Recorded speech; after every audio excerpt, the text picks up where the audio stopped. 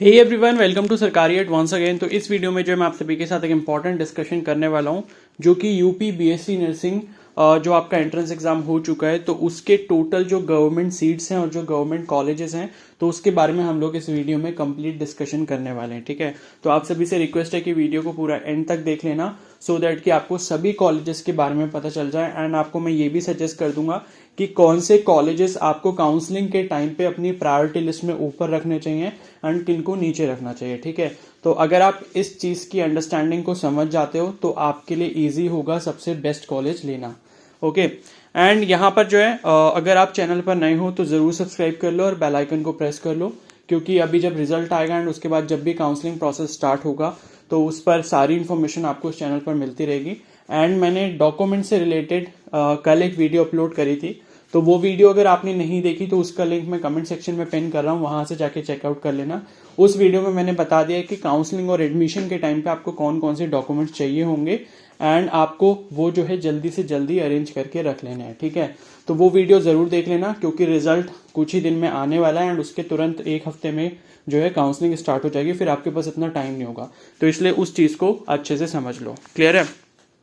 तो इस बार आपको पता है कि 2023 में अगर आप उत्तर प्रदेश में किसी भी गवर्नमेंट कॉलेज से बीएससी नर्सिंग करना चाहते हो तो आपके लिए सिर्फ एक ही एंट्रेंस एग्जाम था, जो कि था ABVMU UP CNET, यानी कि कॉमन नर्सिंग एंट्रेंस टेस्ट। तो इस बार उन्होंने क्या करा, सिर्फ एक ही एग्जाम कर दिया एंड जितने भी गवर्नमेंट कॉलेजेस हैं उसमें जो आपका एडमिशन है वो आपके इसी एग्जाम के स्कोर के बेसिस पर होगा।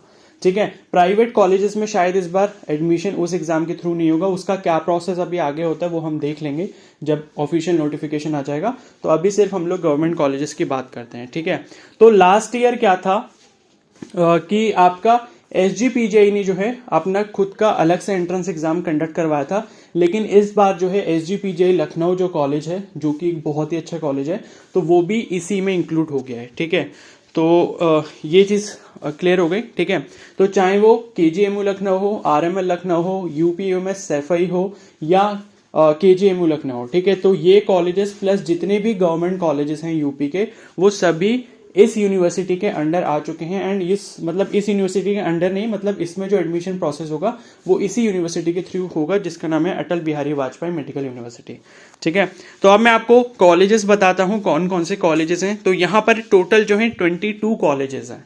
ठीक है, एंड इस बार मोस्ट प्रोबेबली कुछ नए कॉलेजेस भी इसमें ऐड होंगे, तो जब वो वाली इंफॉर्मेशन आएगी मैं आपको कन्वे कर दूंगा। तो इसमें देख सकते हो 22 कॉलेजेस हैं, प्लस SGPGI एक और इंक्लूड कर लो इस लिस्ट में 23। तो अभी लास्ट ईयर के अकॉर्डिंग आपकी 23 कॉलेजेस हैं यहाँ पर। ठीक है, एंड ये जैसे 22 कॉलेजेस में टोटल जो सीट्स हैं वो 1310 हैं और 40 सीट्स जो हैं वो आपकी कहां पर है, SGPGI लखनऊ में है। ठीक है, यानी कि 1350 सीट्स जो हैं वो पिछले बार की तरह इस बार उतनी तो मिनिमम रहेंगी। एंड अगर जो भी कॉलेजेस इस बार ऐड होते हैं तो उसकी कुछ सीट्स बढ़ सकती हैं। ठीक है, तो अगर कॉलेज मान लो कि कोई एक कॉलेज भी ऐड होता है तो उसमें जो है कम से कम 40 सीट्स तो रहेंगे। ठीक है, तो जितने कॉलेजेस ऐड होंगे उतना आपके लिए अच्छा होगा। ठीक है, लेकिन एक चीज मैं बता दूं, अगर कोई नया कॉलेज ऐड होता है तो आप उसको जो है अपने प्रेफरेंस में बिल्कुल लास्ट में रखें, गवर्नमेंट कॉलेज को, मतलब वो जो नया वाला ऐड हुआ है, क्योंकि अगर वहां पर फर्स्ट ईयर अभी से स्टार्ट होगा इस साल से, तो आपको वहां पर ज्यादा कुछ सीखने को नहीं मिलेगा। इस पॉइंट को अपने दिमाग में रखना। ठीक है, अब यहां पर मैं आपको एक चीज बता दूं कि कुछ यूट्यूबर्स आके बोलेंगे, मतलब लास्ट ईयर भी ऐसा होता, कुछ चैनल्स ऐसा बता रहे थे कि अगर आपके मार्क्स कम हैं तो आप जो है अपनी जो लिस्ट होती है काउंसलिंग की, उसमें कोई पर्टिकुलर कॉलेज का नाम बोल रहे हैं, जैसे कि क्या बोलते हैं कि जैसे GMC बदायूं है तो इसको ऊपर रख लो। ठीक है, एंड ये गलती कभी मत करना। किसी भी एंट्रेंस एग्जाम की काउंसलिंग में अगर आप पार्टिसिपेट करते हो तो चॉइस का जो रूल है वो हमेशा याद रख लो कि हमें जो चॉइस फिलिंग करनी होती है वो हमेशा बेस्ट कॉलेज से लेके वर्स्ट कॉलेज तक करनी होती है। यानी कि आपके नंबर कितने भी हो, मान लो अगर किसी के 200 में से 90 नंबर भी आ रहे हैं, तो भी अगर वो जब काउंसलिंग की चॉइस फिलिंग करेगा तो वो अपने टॉप पर KGMU लखनऊ को ही रखे या सेकेंड नंबर पे SGPGI लखनऊ को ही रखे, क्योंकि वही बेस्ट कॉलेजेस हैं। ठीक है, भले ही चांस ना हो उसमें मिलने का, वो आपको नहीं सोचना है, लेकिन ये रूल मैं आपको बता रहा हूं। तो अगर आप ऐसा करते हो तो आपको हमेशा बेस्ट कॉलेज ही मिलेगा। एंड कुछ लोग हैं यूट्यूब पर ही वो ऐसी गलत इन्फॉर्मेशन देके आपको गलत गाइड करते हैं। एंड लास्ट ईयर भी ऐसे हुआ था, तो इस वजह से जिनको अच्छा कॉलेज मिल भी सकता था वो भी बेकार से बेकार कॉलेज में चले गए। एंड ऐसा ही एम्स की काउंसलिंग में भी किसी ने इस तरीके से गलत गाइड किया था, ठीक है, कि आपके मार्क्स कम है तो आप एम्स मंगलागिरी को टॉप पर डाल दो, ठीक है, एंड वो तो मिल ही जाएगा। अब अगर आपको फर्स्ट नंबर पे एम्स मंगलागिरी मिल गया और दूसरा कोई अच्छा कॉलेज मिलना था तो उसके चांसेस तो बिल्कुल खत्म ही हो गए। तो ये थोड़ा सा कॉमन सेंस आपको खुद से भी यूज करना होगा, ठीक है। तो अब यहाँ पर देखो, फर्स्ट कॉलेज आपका KGMU लखनऊ, यानी कि किंग जॉर्ज मेडिकल यूनिवर्सिटी, और इसके कॉलेज को हम बोलते हैं king George medical college KGMC Lucknow, जो कि आपका लखनऊ में, एंड टोटल सीट्स यहाँ पर 110 है, ठीक है। एंड ये टॉप मोस्ट कॉलेज है यूपी में अभी तक का। एंड उसके बाद है college of nursing GSVM medical college campus Kanpur, ये आपका कानपुर में है, एंड यहाँ पर 40 सीट्स है, ठीक है। और उसी तरीके से आपका नेक्स्ट है college of nursing SN medical college Agra, जो कि आपका आगरा में है, यहाँ पर 60 सीटें हैं। उसी तरीके से कॉलेज ऑफ नर्सिंग आपका प्रयागराज में, वहाँ पे 40 सीटें हैं। फिर LLRM मेडिकल कॉलेज मेरठ है, उसमें आपकी 100 सीट्स हैं। फिर आपका BRD मेडिकल कॉलेज कैंपस है गोरखपुर में, ये भी अच्छा कॉलेज है, ठीक है। तो जो गोरखपुर वाली साइड हो वो अपनी लिस्ट में इसको ऊपर प्रेफरेंस में रख सकते हैं, ठीक है। तो यहाँ पर क्या है, 40 सीट्स हो गई, क्लियर है। फिर इटावा, ये जो फैकल्टी ऑफ नर्सिंग सैफई देख रहे हो, यही आपका UPUMS है।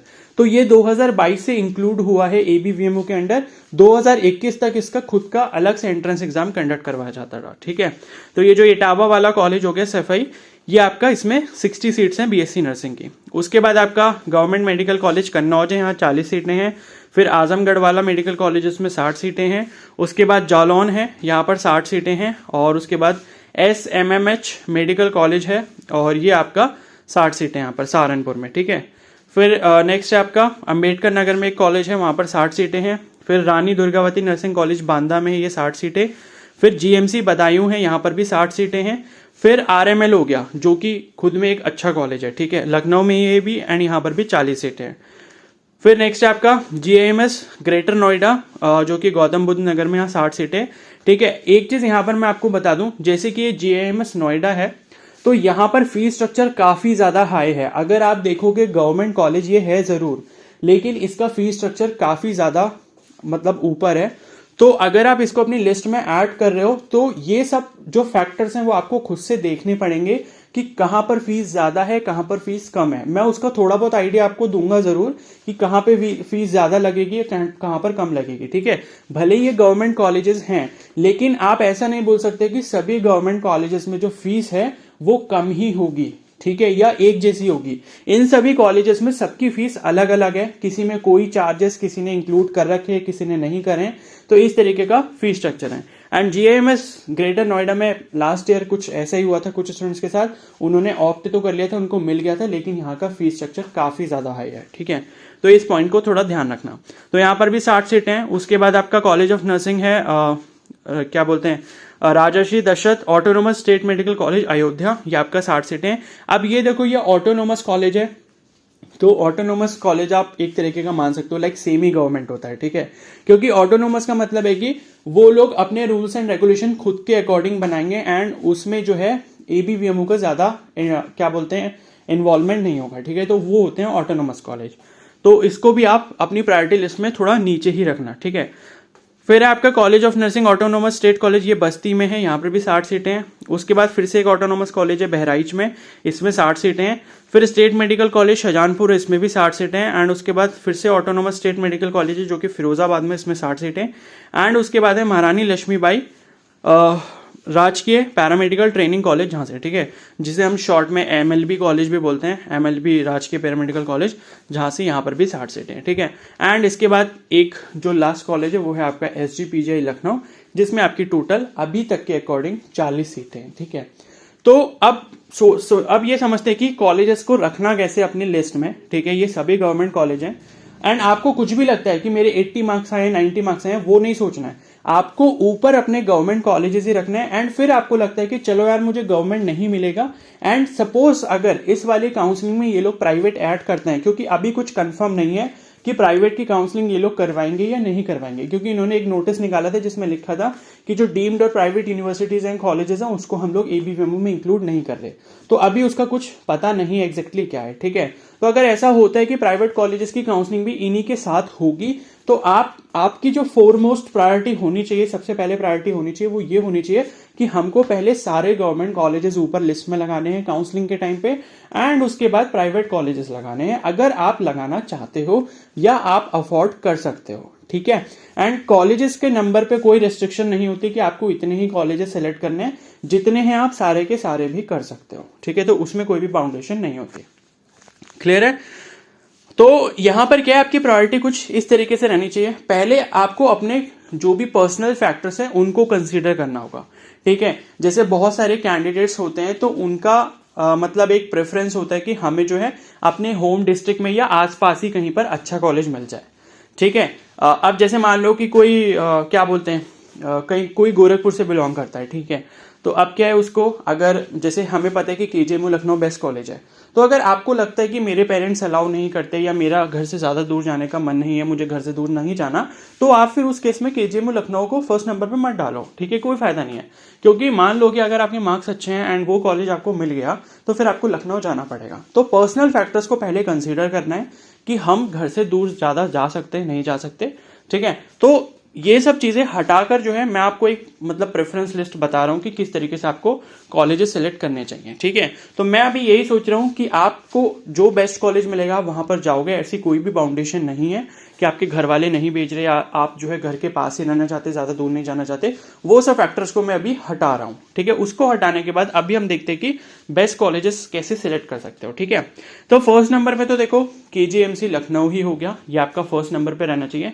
एंड सेकंड नंबर पे आपका रहना चाहिए एसजीपीजीआई लखनऊ, ठीक है। एंड आप चाहो तो एसजीपीजीआई को फर्स्ट पे भी कर सकते हो, कोई प्रॉब्लम नहीं है, वो आपकी चॉइस है, ठीक है। जैसे सेकंड पे एसजीपीजीआई हो गया एंड थर्ड पे आप आरएमएल लखनऊ कर सकते हो, ठीक है। एंड देखो ये जो कॉलेज ऑफ नर्सिंग इटावा वाला है, ठीक है, इटावा का कॉलेज अच्छा है, लेकिन क्या है कि काफी सारे स्टूडेंट्स से मैंने ऐसा सुना है कि यहाँ का जो आसपास का मतलब एनवायरनमेंट है वो इतना ज्यादा मतलब कंफर्टेबल नहीं लगता है, ठीक है। तो मतलब देख लेना अपने अकॉर्डिंग, जो वहां से बिलोंग करते हैं मतलब उनको ज्यादा इसके बारे में पता होगा, तो वो ऐसा बोलते हैं, जो भी बाहर का कोई वहां पर जाता है तो उन्हें थोड़ा कंफर्टेबल फील नहीं होता। तो जैसा भी हो, मुझे नहीं पता एग्जैक्टली कि इटावा में कैसा है, तो ये सब फैक्टर्स भी बहुत ज्यादा मायने रखते हैं, ठीक है। अब जैसे लखनऊ सिटी के बारे में सभी को पता है कि वो कैपिटल सिटी है एंड सारी फैसिलिटीज वहां पर अवेलेबल हैं, ठीक है। तो ये सब चीजें हमें पहले से पता है, लेकिन अगर आप कोई न्यू लोकेशन पे अपना कॉलेज सिलेक्ट कर रहे हो तो ये चीज हमेशा ध्यान रखो कि वो लोकेशन कैसी है, क्या आप उस लोकेशन को सूट कर पाओगे या नहीं कर पाओगे, क्या आप वहां पर कंफर्टेबल रहोगे या नहीं रहोगे। तो ये सब पता करने का सबसे अच्छा एक तो तरीका देखो ये है कि जैसे मेरा टेलीग्राम ग्रुप है, ठीक है, तो टेलीग्राम ग्रुप में आप डिस्कशन कर सकते हो। जैसे किसी से भी पूछ लो, अगर कोई इटावा से है, उसको कॉलेज के बारे में अगर पता है कि कॉलेज कैसा है, वहां का सराउंडिंग कैसा है, एटमॉस्फेयर कैसा है, ठीक है। इसी तरीके से मान लो किसी और कॉलेज के बारे में सुनना है आपको, जैसे बदायूं के बारे में पता करना है, तो ग्रुप में पूछो किसी से कि ठीक है कि बदायूं से कौन बिलोंग करता है, कौन है कॉलेज में, वहां मतलब किसी को वहां के नर्सिंग कॉलेज के बारे में पता है या नहीं पता है, ठीक है। क्योंकि जो बंदा वहां पर रहता होगा उसे वहां के एरिया के बारे में, वहां के नर्सिंग कॉलेज के बारे में थोड़ा थोड़ा पता होगा, ठीक है। तो उसके अकॉर्डिंग आपको फिर उसको अपनी प्रायोरिटी लिस्ट में कहां पर ऐड करना चाहिए ये आपको पता लग जाएगा, ठीक है। तो ये थोड़ा अगर आप रिसर्च करके ये सब चीजें करते हो ना, तभी आपको बेस्ट कॉलेज मिल पाएगा अपने अकॉर्डिंग। क्योंकि क्या है कि दूसरा अगर बता भी रहे कि ये आपकी प्रेफरेंस लिस्ट है, लेकिन फिर क्या है कि अगर मान लो कोई कॉलेज आपको दूर पड़ रहा है, आप नहीं जा सकते, ठीक है, या फिर कॉलेज तो मिल गया लेकिन वहां का एटमॉस्फेयर सराउंडिंग आपको समझ नहीं आ रहा, आपसे काफी डिफरेंट है जहां पर आप बिलोंग करते हो, ठीक है। तो ये सब फैक्टर्स काफी ज्यादा डिपेंड करते हैं। तो ये आपस में बात करने से, डिस्कस करने से, वहां के लोगों से पता करने से ही पता लगेगा, ठीक है। एंड उसके बाद आपको अपनी प्रायोरिटी लिस्ट बनानी चाहिए। तो मेरा कहने का मतलब यही है कि जो कॉलेजेस यहाँ पर हैं एंड जिसके बारे में आपको ज्यादा नॉलेज नहीं है, तो उन कॉलेजेस के बारे में जो है या उस एरिया के बारे में आप ग्रुप में डिस्कशन जरूर करना, ठीक है। तो ये चीज समझ आ गई। फिर मतलब जैसे मैंने बताया, थर्ड नंबर पे आपका आरएमएल लखनऊ हो गया एंड फोर्थ नंबर पे आप ये इटावा वाला कॉलेज भी रख सकते हो। एंड फिफ्थ पे आप जैसे एलएलआरएम मेरठ हो गया, ये भी अच्छा कॉलेज है, ठीक है। एंड उसके बाद ये बीआरडी मेडिकल कॉलेज वाला जो है गोरखपुर वाला, ये भी अच्छा कॉलेज है, ठीक है। तो इसको भी आप प्रेफरेंस लिस्ट में ऐड कर सकते हो, क्लियर है। एंड उसके बाद जो है जीएसवीएम कानपुर भी अच्छा कॉलेज है and SM medical college Agra भी ठीक ठाक कॉलेज है, ठीक है। तो इसको लिस्ट में ऐड कर सकते हो। एंड उसके बाद फिर जीआईएमएस ग्रेटर नोएडा देखो काफी अच्छा कॉलेज है, लेकिन मैंने वही बताया कि यहाँ पर फीस स्ट्रक्चर काफी ज्यादा है। तो अगर आप अफोर्ड कर सकते हो उसको, तभी आप उसको लिस्ट में थोड़ा ऊपर रखना, अदरवाइज उसको नीचे ही रखना। ठीक है, तो इस चीज का थोड़ा सा ध्यान रखना। एंड ये कुछ कॉलेजेस हो गए जो आपको ऊपर रखने चाहिए, जैसे कि KGMC लखनऊ हो गया, SGPJ लखनऊ हो गया, RML लखनऊ हो गया, LLRM मेरठ हो गया, और GSVM कानपुर हो गया, UPMS सफाई हो गया, एंड उसके बाद जो है SN मेडिकल कॉलेज आगरा हो गया। ठीक है, तो ये कुछ गिने चुने कॉलेजेस हैं जो मैं बता रहा हूँ, जो कि आपको अपनी लिस्ट में ऊपर रखने चाहिए। एंड बाकी उसके बाद जितने कॉलेजेस आते हैं, तो वो जो कॉलेज हैं वो फिर आप अपने घर से वो कॉलेज कितना दूर है उस बेसिस पे आप सेलेक्ट करो। ठीक है, फिर आपको अपना कंफर्ट जोन देखना होता है, क्योंकि बाकी जो नीचे के कॉलेजेस हैं, जैसे मैंने टॉप आपको 6-7 कॉलेजेस बता दिए, तो आप उनको अपनी लिस्ट में हमेशा ऊपर रखना, काउंसलिंग के टाइम पे उनको फर्स्ट नंबर पे चूज करना 7 कॉलेजेस को। एंड उसके बाद जितने भी फिर कॉलेजेस रहते हैं, फिर आप उनको अपने जो है कंफर्ट बेसिस के हिसाब से कि ये कॉलेज मेरे घर से कितना दूर है, उस बेसिस पे आप उसको सिलेक्ट कर सकते हो। एंड ऑटोनोमस वालों को सबसे नीचे रखना। ठीक है, ऑटोनोमस को छोड़ के और बाकी जो मैंने 6-7 कॉलेजेस बताए उनको छोड़ के बीच में जो कॉलेजेस आपको ऐड करने हैं वो वही करना जो आपके घर से पास है, जहां आपको लगता है कि ये लोकेशन अच्छी है, मैं यहां पर काफी ज्यादा कंफर्टेबल फील करूंगा, तो वो कॉलेजेस आप बीच में इंसर्ट कर सकते हो। ठीक है, क्योंकि ये 6-7 कॉलेजेस के बाद जितने भी कॉलेज हैं वो लगभग एक जैसे हैं, तो कोई ज्यादा फर्क नहीं पड़ेगा, आप किसी को भी चूज कर लो। ठीक है, एंड ऑटोनोमस वाले सबसे लास्ट में करना तो ज्यादा सही रहेगा। क्लियर है? तो ये जो है प्रेफरेंस लिस्ट आपको इस तरीके से बनानी चाहिए। एंड चाहोगे तो मैं एक बार लिख कर भी पूरा अच्छे से समझा दूंगा कि किसको टॉप पे रखना, किसको नहीं रखना। ठीक है, एंड सभी कॉलेजेस को जिसको जिसको आपने, जैसे मैंने जो बताया अभी ऊपर वाले कॉलेज, वो तो सभी अच्छे थे। ठीक है, एंड उसके बारे में आप सभी ने भी सुना हुआ है, लेकिन जैसे कुछ कॉलेज बताए, जैसे सफाई के बारे में मैंने सुन रखा है, तो आप भी एक बार अच्छे से पता कर लेना कि वहाँ का एनवायरनमेंट वगैरह कैसा है, एंड मतलब क्या आप कंफर्टेबल फील करोगे नहीं करोगे। तो एक बार एक तो चीज़ ये है कि आपको वहाँ जाकर पता लग सकता है कि कैसी चीज़ें हैं वहाँ पर, एंड दूसरी चीज़ है कि आप वहाँ के लोग जो हैं उनसे कंफर्म कर सकते हो कि रहने वहने का जो वहाँ पर सुविधा है वो किस तरीके की है। ठीक है, तो ये सारी चीज़ें, तो ये भी जो है कुछ फैक्टर्स वो आप देख लेना, क्योंकि लखनऊ हमें पता है बेस्ट लोकेशन है। ठीक है, एंड फिर मेरठ भी सही लोकेशन है, अच्छी लोकेशन है, एंड उसके बाद कानपुर भी आपको पता है अच्छी लोकेशन है। ठीक है, मतलब सारी फैसिलिटीज़ वगैरह अवेलेबल रहती है वहाँ। एंड उसके बाद क्या बोलते हैं, आगरा भी ठीक अच्छी लोकेशन है। ठीक है, तो इस तरीके के, तो जिस लोकेशन के बारे में आपको ज़्यादा नहीं पता उसके बारे में रिसर्च करो, एंड फ्रेंड से पूछो, या कोई आपका रिलेटिव वहाँ आसपास कहीं रहता है उसको कॉल करके पूछो कि कैसा है, या फिर मेरे ग्रुप में डिस्कशन कर सकते हो, पूछ सकते हो कि कौन वहाँ से बिलोंग करता है।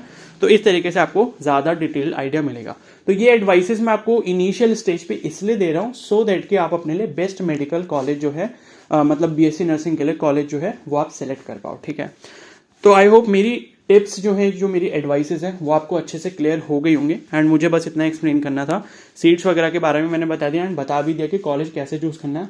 एंड वो चीज़ गलती से भी किसी की मत फॉलो करना कि आपके कम मार्क्स हैं तो आप ये वाला कॉलेज टॉप पे रखो। टॉप पे हमेशा बेस्ट कॉलेज रखने, इस चीज़ को दिमाग में अच्छे से रख लो। ठीक है, क्लियर है? एंड बाकी आपका एक डाउट ये भी रहता है कि मतलब जनरल में इतनी सीट्स हैं एंड EWS में तो कम सीट हैं, तो हम जनरल कैटेगरी से काउंसलिंग करवाएंगे। तो वो वाला डाउट जो है ना, वो भी मैं एक अलग से वीडियो में आपके लिए डिस्कस करूंगा, क्लियर कर दूंगा, फिर आपको सब समझ आ जाएगा कि हमारे लिए रिजर्वेशन जो है वो हमको किस तरीके का बेनिफिट दिलवाता है। ठीक है, भले ही उसमें सीट्स कम होती हैं, लेकिन फिर भी हमारे लिए वो एडवांटेजेस होता है। वो क्यों होता है, वो सारे रीजन मैं आपको एक अलग से वीडियो में बताऊंगा। तो अब इस डिस्कशन को यहीं पर खत्म करते हैं। आई होप मैंने काफी सारी चीजें इसमें इंक्लूड करी हैं, एंड काफी ज्यादा आपको इस वीडियो से सीखने को मिलेगा कि किस तरीके से हमें कॉलेज सेलेक्ट करना है, एंड बाकी अगर किसी एग्जाम में भी अपेयर होते हैं तो वहां के लिए भी एडवाइसेस काम आएंगे। ठीक है, तो सारी चीज़ें क्लियर हैं। एंड इसके बाद भी अगर कोई डाउट होता है तो आप मुझे कमेंट सेक्शन में पूछ सकते हो। बस ये चीज़ें मत पूछना पर्टिकुलरली कि ये कॉलेज यहाँ से कितना दूर है, या ये कॉलेज में फीस कितनी है, ये सब मेरे को एग्जैक्टली नहीं पता। तो जिस कॉलेज के बारे में मैंने सुना है उसके बारे में मैंने बता दिया। कॉलेज के फीस स्ट्रक्चर के बारे में जो PDF मेरे पास अवेलेबल है वो मैं आपके साथ शेयर करूंगा। ठीक है, अदरवाइज आपको कॉलेज की ज़्यादा इन्फॉर्मेशन चाहिए तो सबसे बढ़िया काम ये है कि गूगल पर उस कॉलेज की वेबसाइट ढूंढो, वहां से आपको ज्यादा से ज्यादा पता लग जाएगा। ठीक है, एंड एक और काम कर सकते हो कि यूट्यूब पे उस कॉलेज का नाम डालो। तो बहुत सारे आजकल लोग होते हैं कि व्लॉग्स बना रहे हैं, कुछ भी कर रहे हैं, ठीक है, या फिर रिव्यूज दे रहे हैं कॉलेज के, तो वहां से भी आपको यूट्यूब से भी कुछ वीडियोस मिल सकते हैं उस पर्टिकुलर कॉलेज के। तो आपको एक आइडिया लग जाता है कि यार यहाँ के बच्चे कैसे हैं, यहाँ पर माहौल कैसा है, यहाँ पर क्या बोलते हैं फैकल्टीज कैसी हैं, ठीक है, इंफ्रास्ट्रक्चर कैसा है, ये सब चीजें आपको थोड़ा थोड़ा आइडिया लग जाता है। ठीक है। तो कुछ लोग होते हैं ना व्लॉग्स वगैरह डालते हैं, वीडियोस डालते हैं, रिव्यूज डालते हैं, हॉस्टल टूर कराते हैं, जो भी चीज़ें हैं, तो उससे भी आपको एक काफ़ी अच्छा आइडिया लग पाएगा। ठीक है। तो यही बस कुछ टिप्स थी जो आपको फॉलो करनी चाहिए। आई होप सारी चीज़ें क्लियर हैं, एंड कोई भी इससे रिलेटेड डाउट हो तो मुझे पूछ लेना। ठीक है। तो अब इस वीडियो को यहीं पर एंड करते हैं। आई होप ये वीडियो आपके लिए काफ़ी ज़्यादा हेल्पफुल रही होगी। अगर ये वीडियो आपको पसंद आई तो प्लीज़ को जरूर लाइक कर देना, चैनल पर नए तो सब्सक्राइब कर लो और बेल आइकन को प्रेस कर लो, और जो इंपॉर्टेंट वीडियोस होंगी जब मैं अपलोड करूंगा तो उसका नोटिफिकेशन आपको तुरंत मिल जाएगा। Okay, so thank you and have a nice day.